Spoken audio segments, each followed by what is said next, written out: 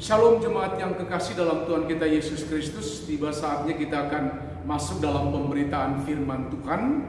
Namun sebelum kita membaca firman Tuhan di akhir tahun 2020 ini, mari kita satukan hati kita untuk masuk dalam doa mohon pertolongan Roh Kudus. Kita berdoa. Terpujilah Engkau ya Tuhan, kalau kami boleh ada di akhir tahun ini, karena Tuhan yang memberkati dan menyertai kami semua. Walaupun saat ini kami tidak bersama dengan saudara-saudara kami yang ada di gedung gereja, namun kami berada di rumah, namun kesempatan kami juga untuk bisa membaca dan merenungkan firman. Bukakan akal pikiran kami Tuhan, agar lewat firman yang akan kami baca ini, Tuhan pakai kami semua untuk menjadi setia dalam keberadaan hidup kami sebagai anak-anak. Berfirmanlah ya Tuhan, karena saat ini kami semua telah siap untuk mendengar. Dalam nama Tuhan Yesus kami sudah berdoa.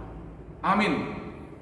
Jemaat yang kekasih, silakan buka bacaan firman Tuhan kita yang terambil dalam 1 Tawarik pasal yang ke-28.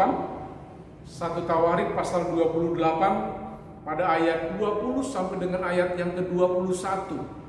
Kita akan baca ini, dan saya akan membaca mulai pada ayat 20 dan ayat yang ke-21. Saya baca ayat 20 dan 21. Lalu berkatalah Daud kepada Salomo anaknya, kuatkanlah dan teguhkanlah hatimu, dan lakukanlah itu, janganlah takut dan janganlah tawar hati, sebab Tuhan Allah, Allahku, menyertai engkau. Ia tidak akan membiarkan dan meninggalkan engkau sampai segala pekerjaan untuk ibadah di rumah Allah itu selesai.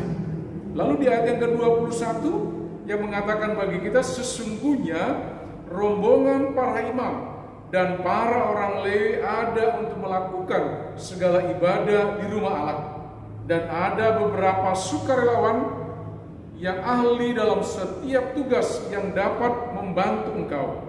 Juga para pemimpin dan seluruh rakyat ini sepenuhnya ada di bawah pemerintahanmu. Demikian firman Tuhan yang menjadi kekuatan kita untuk kita ada saat ini di akhir tahun 2020. Jemaat yang kekasih, malam ini kita sudah berada di penghujung tahun 2020. Ibarat yang saya mau katakan itu suatu perjalanan, maka hari ini kita telah tiba di akhir dari suatu perjalanan panjang di tahun 2020. Nah, selama 365 hari telah kita lalui dengan berbagai macam akan kehidupan yang ada pada kita. Bahkan berbagai macam yang terjadi dalam kehidupan kita. Ada yang manis, saya mau katakan, ada yang bergembira, ada yang tidak berhasil, ada yang sukses, tetapi ada juga yang pahit, dan mungkin ada yang tidak menyenangkan terjadi dalam kehidupan kita. Nah, tetapi tentunya jemaat yang kekasih, kita meyakini bahwa semua yang telah kita jalani bukan karena kemampuan kita, tetapi kita harus mengingat bahwa justru itu semua karena kasih setia Tuhan, karena Dialah yang menopang dan menyertai kita di sepanjang perjalanan hidup ini. Oleh karena itu, melalui bacaan kita pada ibadah di malam akhir tahun ini, saya mau katakan bahwa Tuhan itu Dia tidak akan pernah menarik tangannya meninggalkan kita. Tetapi kita harus percaya bahwa perjalanan demi perjalanan yang boleh kita lalui itu bukan karena kekuatan dan kehebatan yang ada pada kita. Bahkan ketika kita sampai di penghujung tahun ini tadi yang saya katakan. Nah, oleh karena itu kalau kita cermati dengan baik bahwa kitab 1 Tawarik ini memang dia menceritakan. Ada yang dia ceritakan dan harus kita ketahui bagaimana ketika pada waktu itu Israel mempersiapkan bangunan bait suci yang digagas oleh Daud. Oleh karena itu di sini firman ini maksudnya ingin kembali juga mengingatkan kita. Bahkan tadi yang saya katakan bagaimana Daud kemudian dia menerima petunjuk Allah untuk menjauhkan diri dari pembangunan bait suci itu sendiri. Karena pembangunan itu ditentukan Allah untuk dikerjakan oleh putranya yang bernama Salomo. Selanjutnya ditetapkan peraturan-peraturan untuk pelayan di bait suci. Nah, kalau kita mencermati atau kita dengan seksama melihat bacaan kita ini dalam 1 Tawarik 28 ini, apa yang kita lihat di sini? Dia memperkenalkan Salomo sebagai penerus kepada umat untuk menyerahkan kepadanya rancangan-rancangan untuk pembangunan bait suci. Karena tadi di ayat yang ke-20, Daud sekali lagi ingin memberikan semangat, suatu keberanian kepada putranya yang bernama Salomo untuk menunjukkan bahwa Tuhan akan menyertai pada saat dia membangun bait suci.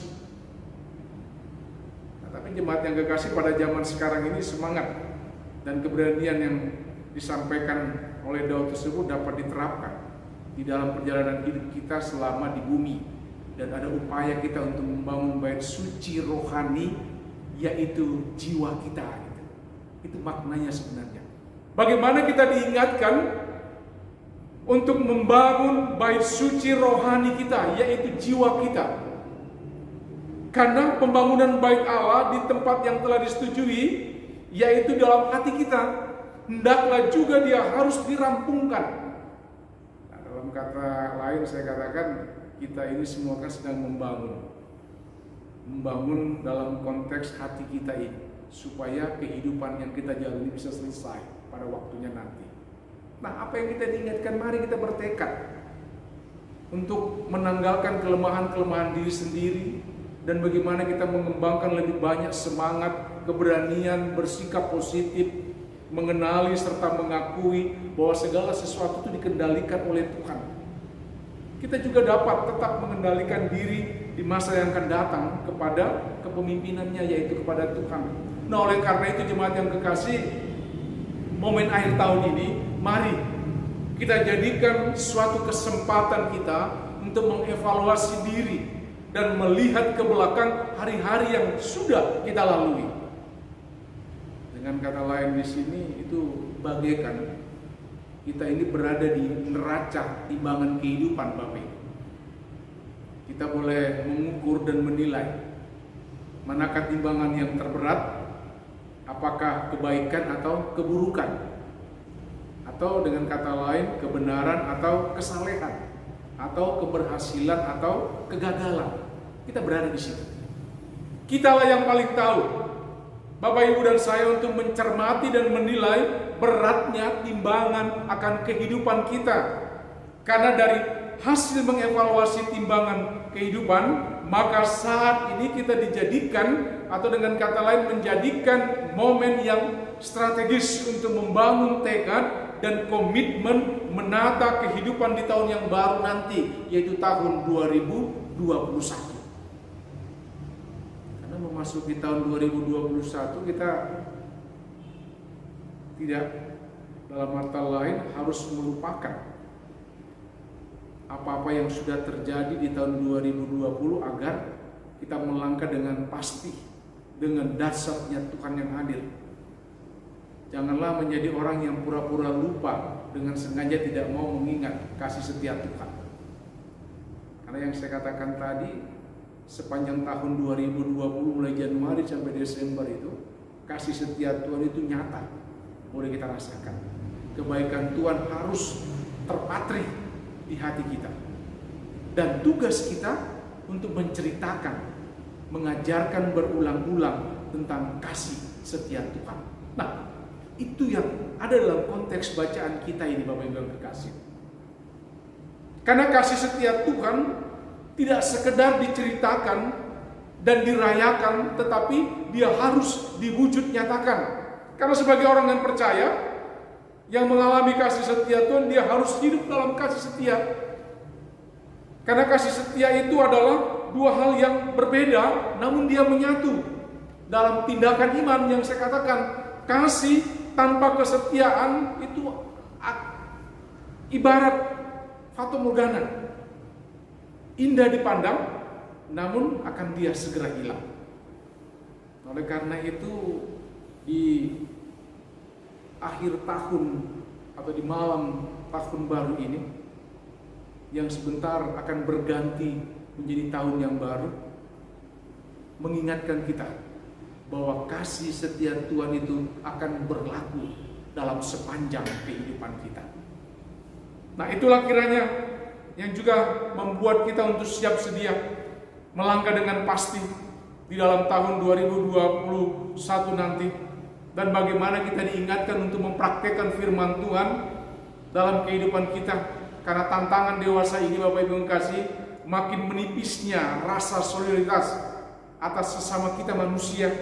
Manusia sering hanya menonjolkan diri sendiri disertai dengan penonjolan harta benda, sehingga mengasihi Tuhan sering diabaikan.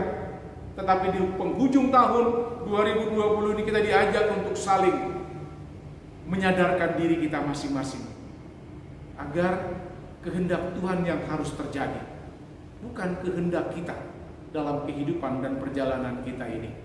Tapi biarlah firman Tuhan ini menuntun kita semua, mengajak kita semua menyadari, mengingat bagaimana kasih setia Tuhan di sepanjang tahun yang lama memberkati dan menyertai kita. Kita masuk di tahun yang baru, kita harus mengingat juga bahwa kasih setia Tuhan akan selalu ada dan kita rasakan dalam kehidupan kita. Tutup tahun ini, Bapak Ibu yang kasih, dengan sukacita dan damai di hati. Ucapkan selamat tinggal pada tahun yang lama, yang mungkin merupakan tahun yang penuh dengan kenangan yang pahit. Dan yang terpenting dari itu, persiapkan hati dan hidup kita untuk menyambut tahun yang baru. Tahun yang lebih banyak sukacita, tahun yang penuh harapan yang kita nantikan bersama, baik sebagai pribadi dan juga keluarga yang ada. Selamat menyambut tahun baru, dan kita meninggalkan tahun yang lama ini dengan rangkaian kehidupan dan penyertaan Tuhan dalam hidup yang ada ini. Tuhan Yesus memberkati kita semuanya. Silakan Bapak Ibu untuk melanjutkan akan ibadah kita bersama dengan keluarga di malam tahun baru ini.